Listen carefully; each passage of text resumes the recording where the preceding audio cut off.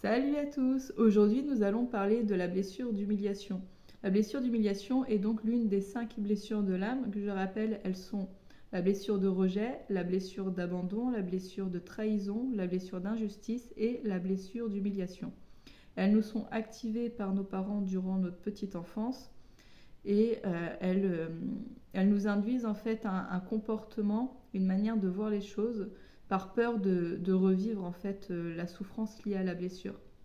Donc finalement, elles nous font porter des masques et des filtres. La blessure d'humiliation, en général, elle est activée lorsque en fait, l'enfant se sera senti humilié, il aura eu honte en fait de lui.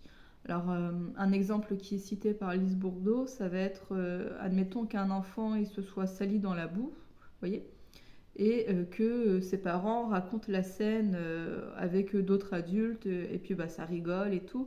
Puis l'enfant, lui, va percevoir ça finalement comme quelque chose de gênant ou de honteux. Et du coup, ça peut venir activer. Enfin, c'est un exemple, hein. Il y a plein de manières d'activer ça. Un enfant se fait gronder, par exemple, devant les autres, ou s'il a l'impression aussi qu'on l'empêche finalement d'agir librement comme il a envie d'agir. Dès qu'il va sentir une atteinte à sa liberté, et aussi que son parent aura pu avoir honte de lui. Donc voilà, on va rentrer dans le vif du sujet, la blessure d'humiliation. Donc, celui qui aura la blessure d'humiliation portera le masque du masochiste. Alors, le masque, c'est le comportement qu'on va adopter, justement, par peur, vous voyez. On va être dans la peur et non pas dans le cœur. Et le masque du masochiste, donc ça, quand on le porte, en fait, on va avoir tendance à se critiquer, mais sous forme d'humour. On va faire rire les autres en se dénigrant soi-même, vous voyez. On va aussi vouloir se montrer solide, on va pas trop montrer finalement son émotion, et on va paraître plutôt comme quelqu'un de fort et de stable, et on va faire passer les besoins des autres avant les siens. On va pas être du tout dans la reconnaissance de ses besoins. C'est vraiment les besoins des autres en priorité. Donc les conséquences de tout ça, en fait, déjà à noter que celui qui a la blessure d'humiliation est, semblerait-il, celui qui a la plus grande sensibilité, en fait. Tout va être pris à vif, tout va vraiment le marquer, le bouleverser. La moindre petite remarque, en fait, va être vécue comme une humiliation profonde. Alors ça ne se verra pas, c'est pas quelque chose qui montrera, qui se verra en surface, mais par contre, à l'intérieur, la personne se sentira profondément humiliée. Alors peut-être que justement, elle fera une note d'humour pour désaccentuer tout ça, ou on peut dire pour marquer le premier coup aussi. Par exemple, si elle sent que il y a potentiellement une possibilité qu'on se moque d'elle, et elle va se moquer d'elle en premier, comme pour marquer le premier coup, et diminuer du coup les coups des autres. Ou alors elle va se préparer à avoir mal avant. Vous voyez, des choses comme ça. Donc c'est une personne qui aura une très faible estime d'elle-même. Ce sera la personne qui ressentira le plus souvent de la honte, en fait. Et elle aura donc l'impression de ne pas être quelqu'un de bien. Elle se sentira indigne, pas digne d'être aimée, en fait, voire pas digne d'être là. Ce sera une personne qui se critiquera en permanence. Elle va énormément se dévaloriser, que ce soit dans son dialogue interne, en fait, ou même vis-à-vis des autres. Elle va toujours dire face aux autres qu'elle est nulle, qu'elle est pas bien, que ça l'a mal fait. Et ce sera pas genre de la fausse modestie, c'est vraiment sa manière d'être. Elle va se dévaloriser, en fait, constamment. Alors à noter que la plus grande peur de la personne qui porte la blessure d'humiliation, c'est sa peur d'être libre. Elle a vraiment très peur d'être libre, parce que qui dit liberté, en fait, dit totale action. Donc c'est de là qu'elle pourrait se mettre dans des situations fâcheuses, honteuses, où elle pourrait faire des choses qu'elle jugerait ridicules, ou qu'elle pourrait rentrer dans des excès, en fait. Donc finalement, elle fera en sorte de ne pas avoir trop de liberté. Alors en exemple, en s'occupant des autres, en rendant énormément de services aux autres, Ainsi, elle ne dispose plus de son temps libre comme elle veut. En fait, elle se créera des responsabilités, elle se créera des choses à faire. Ça pourrait même être au niveau financier. C'est inconscient évidemment, mais saboter son aspect financier pour, pareil, pour diminuer sa liberté. Elle va saboter son temps libre, enfin plein de choses comme ça. Elle va être son propre geôlier qui va s'emprisonner et s'empêcher d'être libre.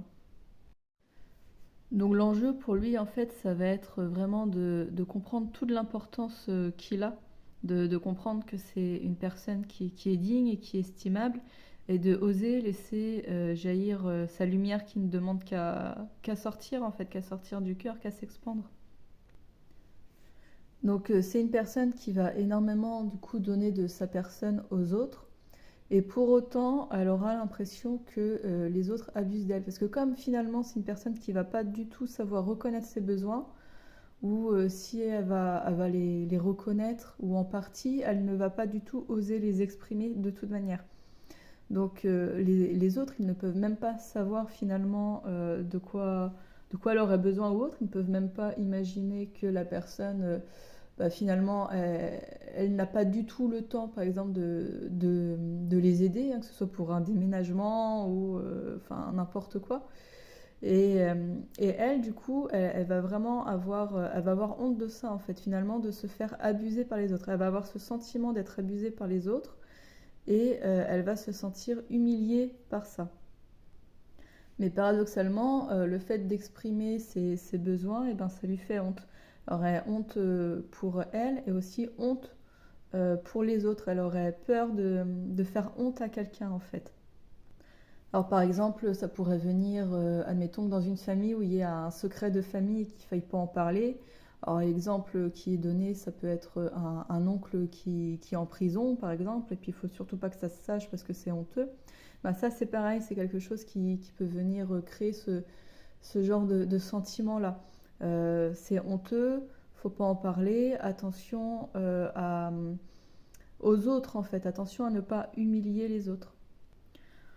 Voilà, alors du coup, si on reprend l'exemple de la machine à café, ben, comment que ça peut se passer? Admettons, vous voyez dans le fond, alors c'est c'est une touillette.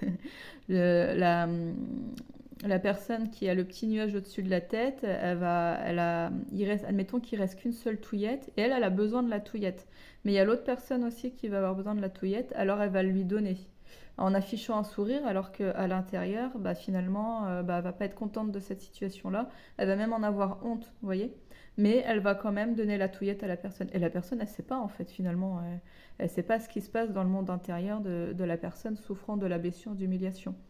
Ou à contrario, donc c'est la pause café, tout le monde prend sa pause café. Et bah, celui qui aura la blessure d'humiliation va retourner au travail, limite finir le travail de quelqu'un d'autre. Vous voyez, il y a la personne qui va dire ah, il y a ça à faire, machin. Et la personne, elle va se proposer volontaire, elle va rendre service, elle va aller rendre ce service-là. Et donc, elle va même pas prendre sa pause et elle va aller faire le travail de quelqu'un d'autre. Vous voyez, c'est typiquement le genre de situation dans laquelle peut se retrouver une personne souffrant de la blessure d'humiliation.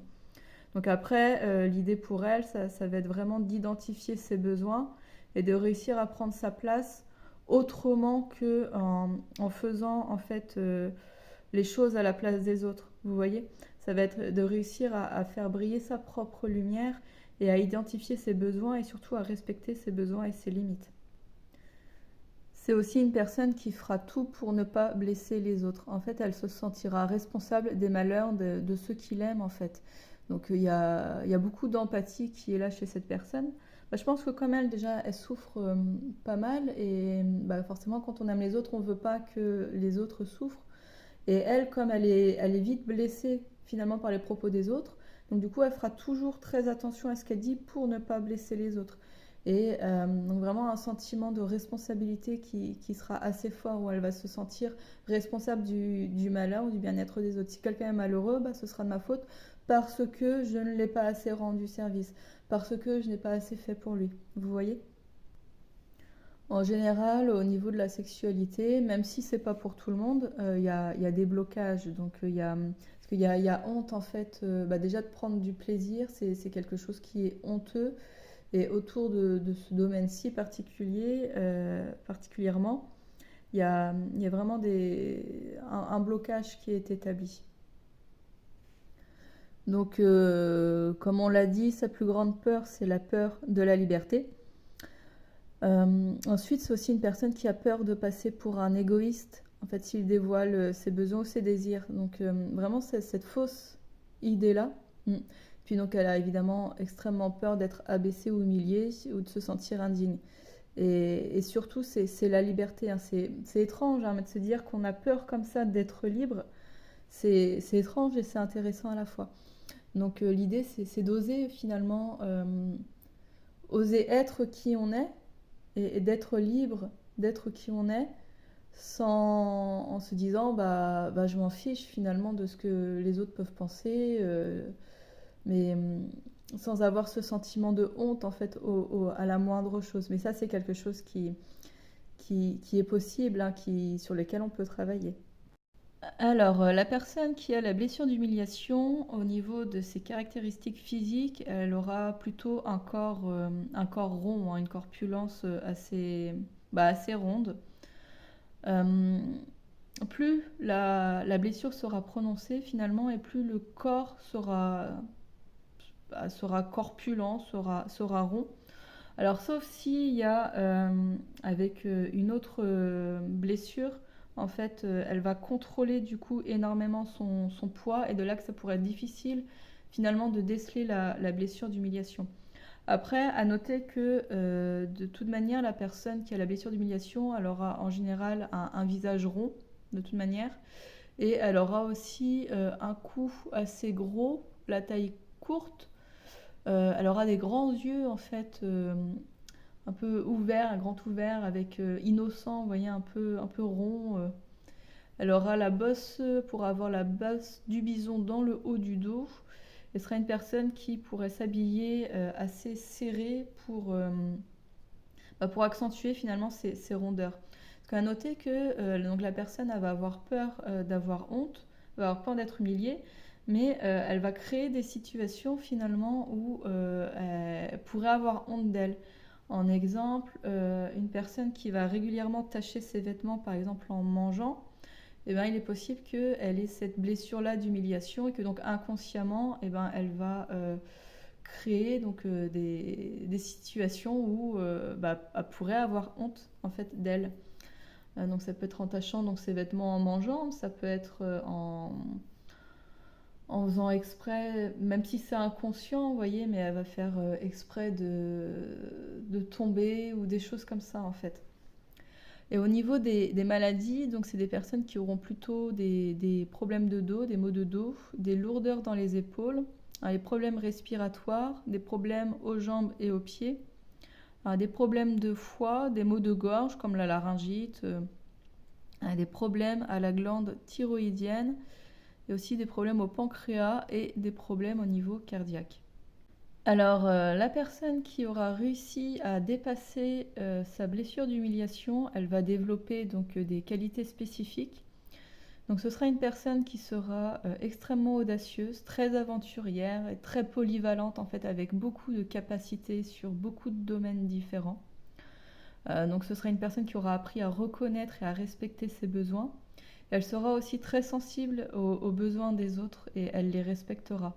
Elle sera capable de respecter la liberté de chacun. Elle sera aussi une personne sensuelle, une très bonne médiatrice, quelqu'un de généreux et de digne, avec un très grand talent d'organisatrice. Et ce sera aussi une personne très joviale, très souriante, avec une grande joie de vivre. Et voilà, c'était la blessure d'humiliation. Donc pour moi, c'était la dernière blessure à mettre en vidéo, en tout cas la dernière blessure des 5 blessures de l'âme. Pour ceux qui n'ont pas vu les autres et qui souhaitent les voir, il suffit de taper dans la petite loupe du groupe le nom de la blessure que vous voulez voir, donc rejet ou injustice, enfin vous voyez. Et sinon, j'aimerais rajouter donc que les blessures, il y en a qui disent qu'on a tous les 5, il y en a qui disent qu'on en a une ou deux. Enfin, c'est vraiment, ça appartient vraiment à chacun en fait au final de comprendre en fait les blessures qu'on a et de se dire bah tiens moi je m'identifie à cette blessure-ci ou à cette blessure-là. Ça nous appartient à chacun et je pense que chacun a sa vérité et finalement il n'y a peut-être pas spécifiquement de règles là-dessus. L'important étant de comprendre que on n'est pas obligé de vivre toute notre vie avec ces blessures-là, qu'on n'est pas obligé d'être tout le temps dans la peur en fait, dans la peur de souffrir, dans la peur de revivre comme ça des douleurs. Et qu'on peut finalement gagner notre liberté à être dans le cœur, notre liberté à être nous-mêmes et à vivre notre expérience ici sur Terre vraiment avec plus de sérénité et plus de joie. Tout ça en fait, c'est pas une fatalité. On peut vraiment libérer beaucoup de choses si tant est qu'on reste tout simplement à observer nos émotions et qu'on s'autorise finalement à les vivre et à les libérer. Donc, bah écoutez, j'espère que ça vous aura plu, que les explications auront été claires. Et puis, bah, si vous avez des questions, comme d'habitude, n'hésitez pas à me les poser. Et puis, bah, je vous dis à bientôt. Au revoir.